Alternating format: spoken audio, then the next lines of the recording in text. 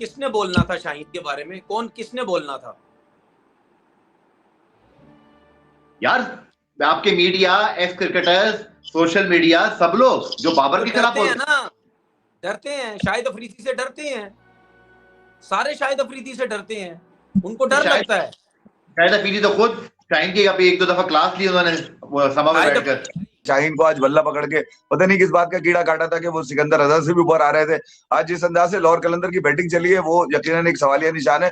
अब वो यही होगा कि शाहीन यही बोलेगा जैसे रिजवान लाहौर में, आप याद होगा लाहौर में रिजवान ने कहा था कि ये वाला हमारा तो खत्म हो गया, अब कराची जाएंगे, हवा बदलेगी, पानी बदलेगा, ये बदलेगा, वो बदलेगा। अबे तू अपने आप को बदल नहीं रहा, नेचर के ऊपर सारी चीजें डाल के तू कराची आया, यहाँ पे भी हार गया। यही शाहीन बोलेंगे मेरे ख्याल में आपके, यार कराची हमारे लिए अच्छा नहीं रहा। ये PSL और PCB और साथ में लाहौर कलंदर, इनको चाहिए कोई सदका शदका दें, क्योंकि जब से ये PSL शुरू हुआ है ना, अच्छी खबरें कम आ रही हैं और बुरी खबरें ज्यादा आ रही। निकल गई हवा। इतनी बड़ी बड़ी बातें करने वाला कप्तान, इतने चौड़े कराने वाला कप्तान, ऐसा लगता है कि भाई क्रिकेट में इससे बड़ा कोई खिलाड़ी नहीं है। उसकी टीम लाहौर कलंदर आज एक बार फिर शिकस्त खा गई। मैं शाहीन शाह की बात कर रहा हूं। यह बंदा इंटरनेशनल क्रिकेट में तो वैसे भी पाकिस्तान के लिए कुछ नहीं कर रहा था, मगर अब लीग क्रिकेट में भी ना इसकी अपनी कोई इतनी अच्छी परफॉर्मेंस है और ना ही इसकी टीम की परफॉर्मेंस है। प्लानिंग बहुत गंदी थी, कप्तान की प्लानिंग बहुत गंदी थी। ठीक है, सबसे ज्यादा बातें ये हो रही हैं या नजरों में ये चीजें आ रही हैं कि ठीक है बैटिंग तो बहुत बुरी हुई, लेकिन जब बैटिंग बुरी होती है, ऊपर से अगर 3-4 प्लेयर जल्दी आउट होते तो क्या कप्तान आता है जिसको खेलना नहीं आता? मतलब कप्तान हसीबुल्ला, वो क्या कहते हैं उसको, सिकंदर रजा से पहले भी आ गया।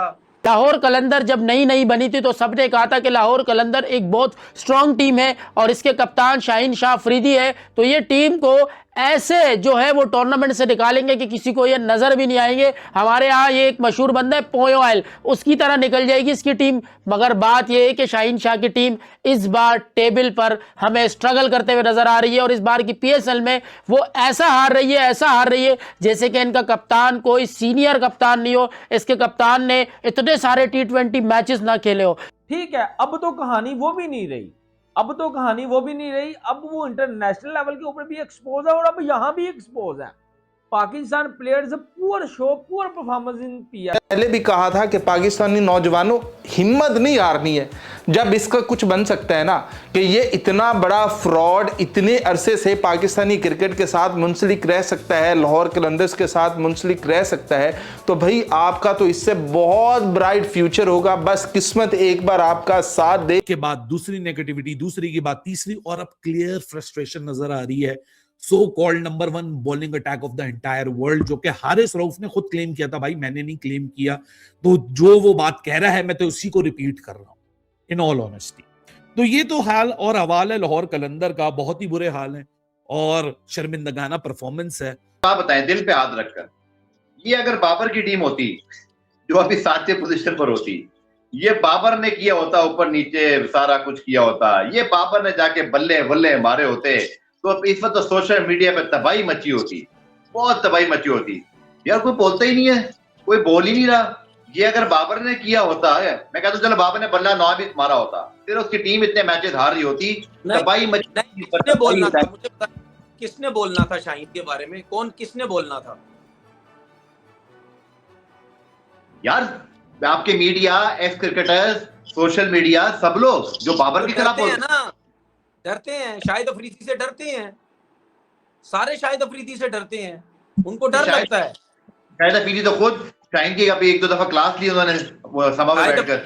देखिए शाहिद अफरीदी ने खुद क्लास तो ली है, जो कि सबको समझ भी आई कि देखो यार इस दफा शाहिद अफरीदी ने ली है। वो तो ठीक है, शाहिद अफरीदी तो अपने मुंह से कह रहे हैं ना, ठीक है ना। जब बॉलिंग गंदी की थी उन्होंने तो शाहिद अफरीदी ने खुद बोला कि यार गंदी बॉलिंग की है उन्होंने, वो तो ठीक है, लेकिन खुद लोग शाहिद अफरीदी के बारे में नहीं बोलते क्योंकि डरते हैं।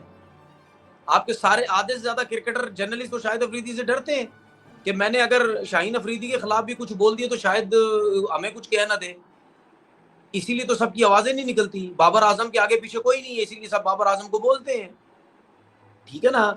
जितना भाई अगर बाबर आजम इतना सीनियर है तो शाहीन अफरीदी भी तो सीनियर है ना।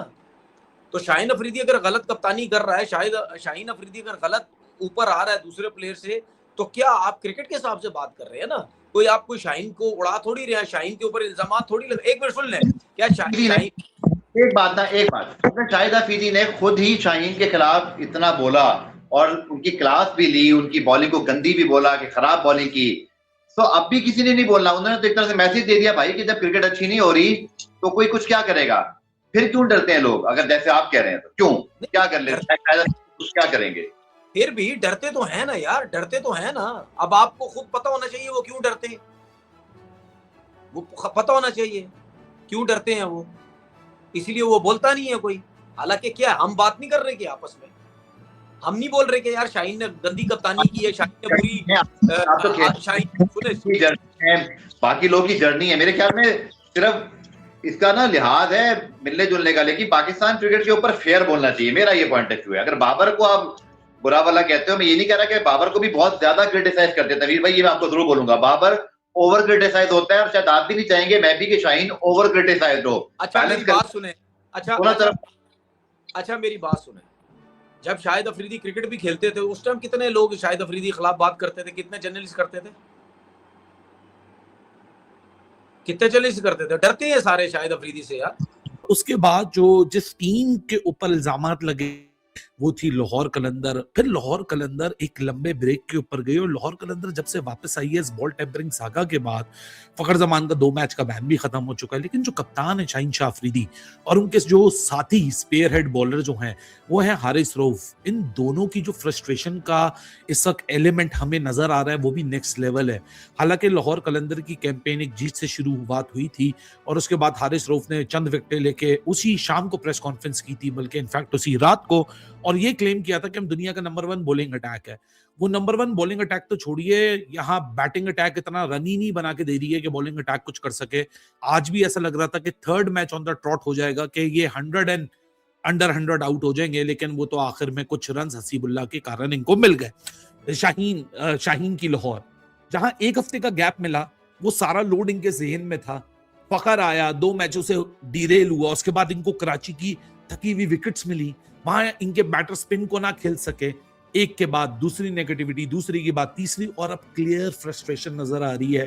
So called number 1 bowling attack of the entire world, जो कि हारिस रऊफ ने खुद क्लेम किया था। भाई मैंने नहीं क्लेम किया, तो जो वो बात कह रहा है मैं तो उसी को रिपीट कर रहा हूं इन ऑल ऑनेस्टी। तो ये तो हाल और हवाल है लाहौर कलंदर का, बहुत ही बुरे हाल है और शर्मिंदगाना परफॉर्मेंस है। अगर हम लुब्बे लुबाब ये बात करें कि मुख्तसर ये है कि लाहौर कलंदर की इस वक्त जो टीम है वो कंट्रोवर्सीज, अंदर की कंट्रोवर्सीज और अंदर की परफॉर्मेंस और बाहर के प्रेशर की वजह से शदीद बहरान का शिकार हो चुकी है। टेम्परिंग के दाग ऐसा लगता है कि सेल्फ बिलीफ छीन के ले गए हैं, जबकि बैटिंग कोलैप्स और महंगी फास्ट बॉलिंग ने उनके हालात मजीद खराब कर दिए हैं, और एक नॉट सो इंस्पायरिंग कैप्टनसी, जहां आपको जो लीडरशिप क्वालिटीज होती हैं ना वो बिल्कुल ही अमिस नजर आती हैं। ऐसा लगता है कि जो रूह है ना, जो जान है, वो किसी ने निकाल ली। फिर एनीवेज दूसरे मैच पे भी बढ़ेंगे तो लाहौर का हाल है, और कोयटा को थोड़ी बहुत परेशानी हुई लेकिन फिर उसके बाद एक इजी विक्ट्री मिल गई। जो टीम रायली रोसू से रन करा दे